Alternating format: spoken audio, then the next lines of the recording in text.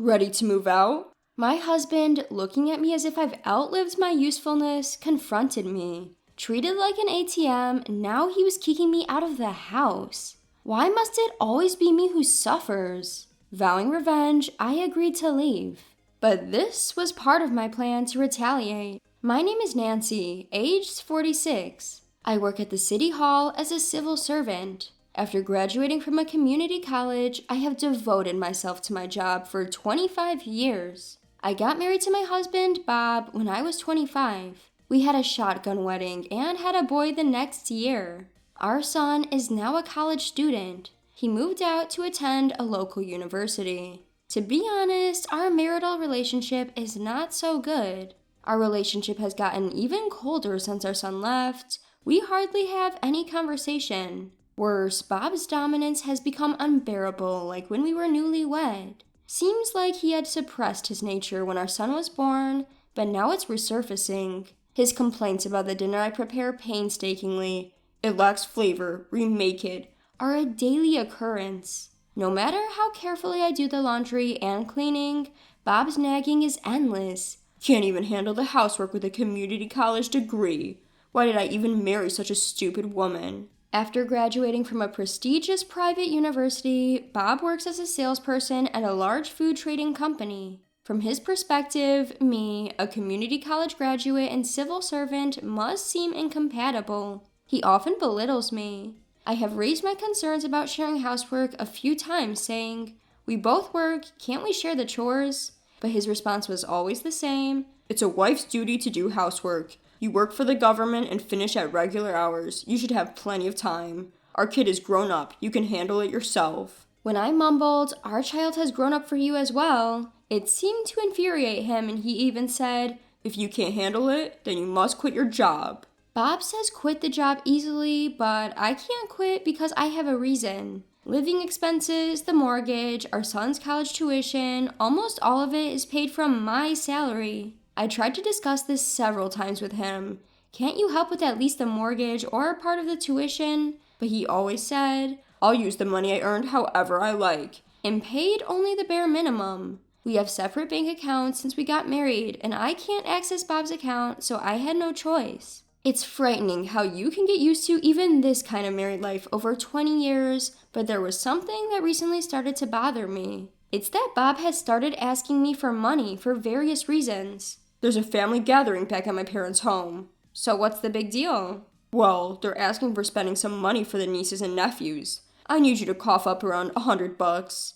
He replied, and that was the start of it. I recognized the necessity of family obligations, but found it strange why he couldn't pay it by himself. Nevertheless, I had a clear vision of being insulted as a cold woman if I refused to pay, so I complied. But from that day, things took a turn. "My dad got injured and had to be hospitalized," he informed me. "Oh no, we must visit him soon." "No need for a visit, but can you spare around $400 for a get-well gift?" he said. On another day, he also said, "Some distant relative seems to have gotten married." "Distant relative? From your mother's or father's side?"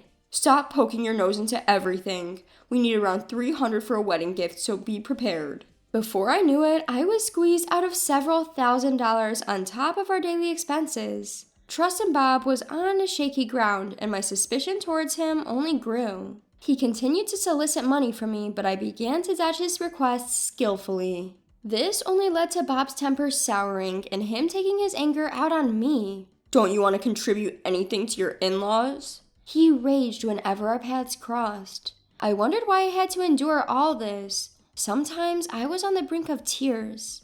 Around the same time, I also started noticing Bob coming home late. Some days he'd return with a suspicious smell of perfume, and I even found a woman's earring in his shirt pocket. The word infidelity was looming in my mind. "You're coming home late. Are you busy with work?" "I'm not like you. I have to entertain clients and stuff. Must be nice to have a cushy government job." It felt like he was belittling the work I took pride in. "You just sit in front of a computer all day. Can't even say if that's work." He laughed scornfully. "Don't belittle me." There were times when I raised my voice without thinking. Our arguments became more frequent. I couldn't understand why he had to go this far. Despite me handling most of the expenses every month, I miss the old days. He used to be such a kind man. I can no longer remember what attracted me to my husband, Bob, and why I married him. Then there came that day. My dreadful hunch turned out to be precisely accurate. It was an unusual day when Bob got home early. You're home earlier than usual today. I've got something to discuss. Discuss? I asked, confused. Suddenly, Bob bluntly said, "Get out of this house." Having suspected Bob of cheating for a while, I asked, "You want to be with your mistress?" He responded, "You catch on quick," confirming my worst fears. Women's intuition can be truly terrifying. According to Bob, his mistress was the owner of a bar he frequently used for business meetings. Unlike me, she was supposedly a charming and gentle woman. Plus, she was beautiful. "She understands me truly well. She has a kid, so we're going to live together here." He rambled on about his audacious plans, which I had no interest in hearing. I told Bob, give me one night to think, then retreated to our room. Behind my back, he coldly said, "Get out as soon as you can." After treating me like an ATM, now he wanted to kick me out of the house? The money he'd squeezed out of me must have gone to his mistress. The late nights at work for business meetings were probably lies. He might have been meeting his mistress after those meetings. Why do I have to suffer like this? Furious at Bob's lazy and unjust behavior, I decided to take action. The next morning, Bob asked with a snide tone, "Are you ready to move out?" I replied coolly, "I'll leave today." Seeing my refreshing attitude, Bob looked surprised but said happily, "Finally, I can escape this dull life. Having a beautiful woman in the house, even if it's just a place to sleep, is definitely better. I'll take all my stuff with me." "That's what I need. Otherwise, we can't start a new life." Bob, with his smug face, referring to his new life and his mistress. To such a husband, I said, I want a divorce as my condition for leaving the house. I didn't want to end up as a pathetic wife who just accepts her husband's infidelity and leaves. I'm going to divorce this man. I pulled out the divorce papers I had prepared for a time like this. Visualizing his future with his mistress and overjoyed, Bob readily signed the divorce papers saying, "That's an easy thing." That afternoon, I packed my belongings and left the house. I feel so refreshed. My husband, Bob, exclaimed loudly enough for me to hear at the doorway. His smug happiness was only temporary, I thought. I submitted the divorce papers at my workplace, explained the situation to my colleagues, and took a few days off. Since everything happened so abruptly, I hadn't been able to secure a new place yet. I decided to crash at my son's place for the time being. Seeing me after a while, he must have noticed my relief. He smiled relieved. "You finally ended it." This is just the beginning. By the way, did you take care of that thing I asked you to do? Absolutely. Did exactly as you said. Thank you. The curtains of my revenge had just been lifted. A week later, I received a call from a familiar number. No mistake, it was Bob. Or should I say, my ex-husband now. At first, I ignored his calls, but the incessant ringing forced me to answer. I took a deep breath before picking up the phone. "What the hell is going on?" He barked from the other end. It was the end of the month, a day when various payments were due. "What are you talking about?" "This month's payments." "What are you talking about? We're divorced. Where is my obligation to pay?" "What did you say?" Yes, it's not surprising he was yelling. This month, neither the living expenses nor the mortgage were paid from my salary, and the amount must have shocked him. Our family home was located in a high-end residential area. The mortgage alone cost several $1,000s. How am I supposed to cover this amount? Your salary was..." Bob's voice sounded incredulous. I decided to explain everything from scratch. We've been living separately under the same roof for a while, so I didn't feel the need to tell you. I've been promoted to director after my work was recognized. Director? Not a manager? Since when? Since our son started high school, I believe. My salary is probably double more than yours. What? Bob seemed flabbergasted with each revelation. Something else I didn't tell you. I've been reinvesting money for our son's education since he was born. I now have a few $100,000 in assets. Thankfully, we kept separate bank accounts since we were married, so you didn't know anything about the money. Impossible. How could? I continued with my explanation. I had planned to divorce him sooner, but it was beneficial to keep him as a handy ATM machine. I managed to get him to agree to the divorce willingly.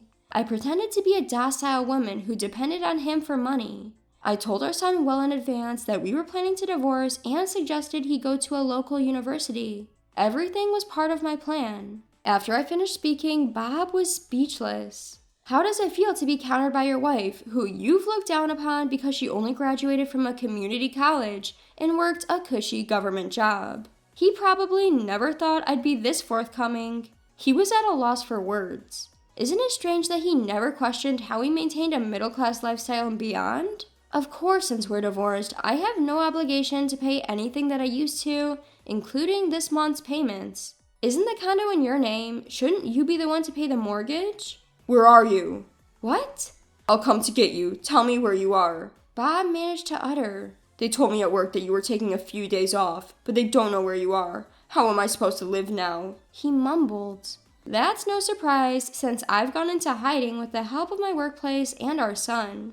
Of course, I also enlisted the help of my parents and relatives. Thanks to that, Bob seems to be at his wit's end. Why don't you work and earn your own money? Of course you won't be able to live as comfortably as before with your debt, I said coldly, and I could tell Bob was taken aback. How do you know that? Simple, just hire a private investigator. It's a surefire way. It turns out that my ex-husband Bob was squandering most of his salary on gambling. As a result of his debts, he had been paying them with the money I was providing for our monthly living expenses. Are you insane, Bob, giving money to your mistress on top of everything else? One day, I'll throw your words back at you. Why did I marry such a fool? I retorted mercilessly, leaving Bob breathless and silent again. After a while, Bob suddenly softened his voice. I admit I was wrong.